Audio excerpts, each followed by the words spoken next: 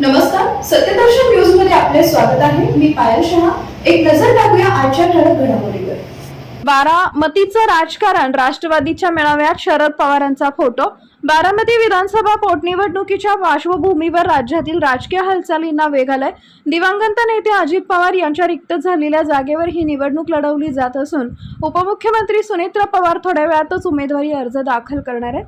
ही निवडणूक बिनविरोध व्हावी यासाठी सत्ताधारी पक्षाकडून जोरदार हालचाली सुरू असून बारामतीत राजकीय घडामोडींना वेग आलाय.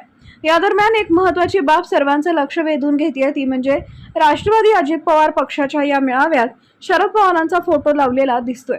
महत्त्वाची बाब म्हणजे सुनेत्रा पवार यांचा राष्ट्रवादी पक्ष हा महायुतीचा भाग आहे, तर शरद पवारांच्या राष्ट्रवादीची युती ही महाविकास आघाडीशी आहे. या दरम्यान सुनेत्रा पवार यांनी सर्वपक्षीय नेत्यांशी चर्चा करून पाठिंब्याची मागणी केली होती, तर अनेकांकडून ती मान्य झाली आहे. ठाकरे गटाकडून पाठिंबा मिळणार की नाही हे अजून निश्चित झालं नाही, मात्र काँग्रेस पक्षानं बारामतीत त्यांचा उमेदवार दिलाय.